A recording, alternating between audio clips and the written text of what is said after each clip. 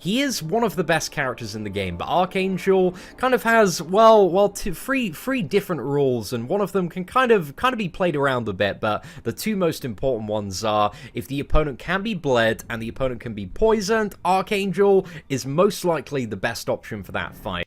Well, you heard it first from the CEO himself, Seaton. Archangel is one of the best options for any opponent if they can be bled, poisoned, and luckily, bleed and poison immunity is fairly common, but it's not the most common immunity. So, luckily on this path we're going in the Cavalier event quest on the Mutant chapter, there is not a single bleed or poison immune on this path. And there's about 5 champs on this path, and he can take out all of them. He can't unfortunately do the Mr. Sinister boss, because he'll throw all those poisons and bleeds back at us. I think you could get around it somehow, but it'd be a bit difficult fight. But anyway, here we've got a very annoying Storm Pyramid X, who has this glancing mechanic, which is like Captain America Infinity War and Ant-Man, but it's on like roids, so she's going to glance a lot. But with Archangel, once we get a few neurotoxins on her, we should reduce her ability accuracy so much that we should just be able to bleed and poison her so much more easily. So Archangel works like this. He has bleeds, which he gets throwing his heavy attacks off, and generally if you can stun the opponent, you want to parry them, do a heavy attack, get some bleeds on, and then take another parry, which should place a poison on the opponent, and then that when you do a heavy attack, it'll mesh them together to create a very strong neurotoxin, which is essentially a very strong poison. And these deal tons and tons of damage, and when you get stacks of them, they deal lots more. And as you can see there, we finished the fight with like 5 neurotoxins on that Storm Pyramid X, and it was dealing like 4k per tick, so yeah, pretty nice damage. And we have the class advantage against this stealth Spidey, so it'll be even better. He does have that evade, so we're going to try and hit into him just to activate that, and then we can get on with this. We also need him to rush into us to get that parry off, and then we can get the heavy off. You'll generally get between 1 and 3 bleeds on that heavy attack, and then, you know, just heavy after that to convert those poisons. Your special attack can also convert your poisons and bleeds into neurotoxins, and the SP3 gives a massive stun, so you have the chance to, you know, throw off lots of heavy attacks or lots of light and medium attacks to convert those neurotoxins. And yeah, so Archangel is just an absolute beast, and if you don't know this by now, then you're a bit late to the party, because he has been in this game for years. That video Seaton saying that was 2 years old, and he's still one of the best champions in the game and in the meta, which is kind of crazy. And I think it's also a lot to do with the fact that there have been a lot less bleed and poison immune characters lately, more like Incinerate and Frostbite and all these sort of different immunities like Shock and other things. For example, the new Psycho Man guy, he's not immune to anything, which is kind of funny.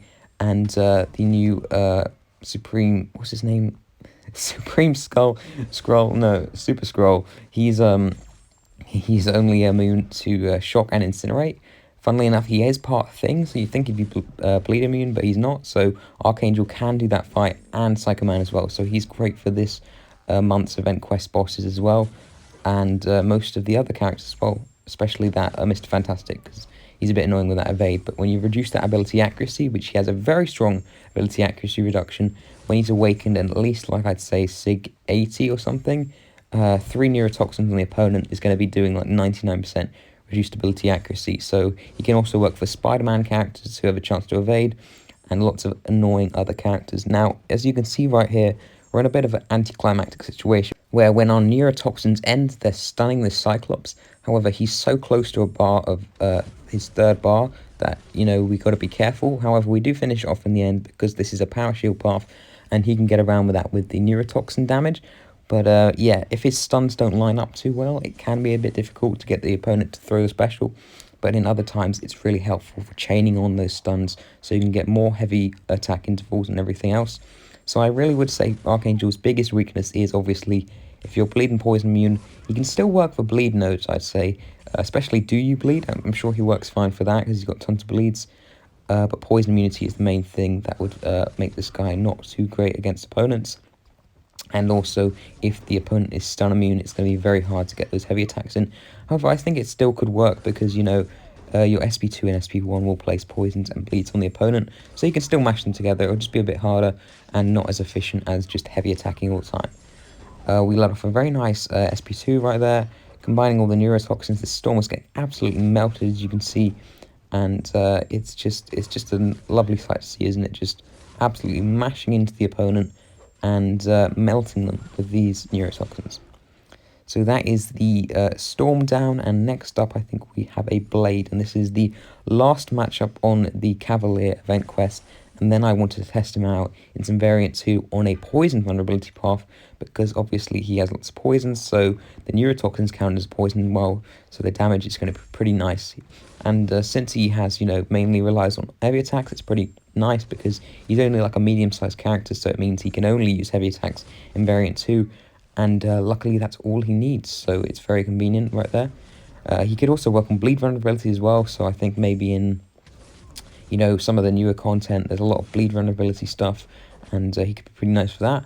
Unfortunately, he isn't a villain. I don't know what he is exactly, but he's somewhere between a villain and like a mercenary, but I don't know, he kind of should be a villain, so he's not going to work for the villains variant, but he can definitely work for variant 2, and variant 4, I think, because you've got that first chapter with the 5 stars. So other than that, in variant 1, he could probably also work for the first mutant and skill chapter, but variant 1 is some very old content, and no one wants to do that anymore. But anyway, that is the Cavalier Mutant chapter event quest down, and now we're in variant 2, and we're going to go up against this Vulture first with the poison vulnerability, and you'll be able to see how much this guy just absolutely shreds everything. So we do have the class disadvantage, and we will be glanced if we do a normal basic or medium attack, but luckily with this guy we should just be able to do heavies. And even though Vulture goes invisible, luckily because his heavy attack has like 3 hits to it, it means that we can just go straight through that and we don't have to worry. Whereas if you had a 1-hit heavy attack, you might get hit and intercepted, and that wouldn't be very good. But anyway, as you can see, we're already built like 3 neurotoxins on him, doing like 1k per tick, which is 2k per second, because a tick is half a second. And now we can intercept very nicely. It's quite satisfying if you can get intercepts off special attacks and their heavy attacks as well as stuns, because sometimes you won't have the opportunity to stun the opponent. We very nearly get hit by that SP2 right there, but he's just absolutely melting right now, and he is just absolutely done. That first matchup out the window straight away, 30 hits, and you couldn't really have a better option. Obviously, we're not going to go down the Havoc path because, well, Havoc is not the best option for this guy because he'd just gain a bunch of plasmas and kill us straight away. But he could maybe work for that slightly. He could get a chunk, let's say that. But now we have a Spider Gwen. This is also another great matchup because when we get those neurotoxins on her, we've got 2 now, so we've pretty much reduced her ability accuracy by enough. I tried to do a heavy intercept here, it didn't work. Luckily we didn't get intercepted, and now he's got 3 neurotoxins, and she's going to be completely shut off, and we won't have to worry about her doing anything bad. I did also record earlier, and I thought I did. I don't know what happened, but I was just recording a Realm of Legends kill with this guy, and it was like 1 minute 40 seconds, and just a really nice kill. We lost like barely any health, just to show how easy he is and what a great option he is for that Realm of Legends Winter Soldier boss and tons of Realm of Legends opponents. But I think people have seen enough of those fights before. So anyway, we're going to go on to the last match of the day where I screwed up big time, but just to show to make you guys feel a bit better, because I can't just be a pro player all the time. But this Sabretooth would get absolutely shredded if we didn't get hit at the end. Other than that, his regen gets absolutely nuked because of our neurotoxins, and we don't have to really worry about that. But new plays in the end get me, and that was my end really. Bit unfortunate, but yeah, you guys have seen enough Winter Soldier kills. That man's been bullied too long. We've got to stop that abuse. So yeah, this as you can see, Sabretooth's getting melted, and we do this, hit into his block, he hits into us, and we are dead. Big noob plays by Nightlo. But anyway, I think that's going to do it for today's champion gameplay, sort of showcase of Archangel, what he can do. I think it was Sheephead who asked for this, so I hope you enjoyed, dude, and I hope this was good enough. I'm not the best at these sort of champion showcases. I think I'm planning on making some top 10 videos soon, some more funny style videos and other MCOC memes, and yeah, that should be pretty fun. or another underrated champion series thing going on.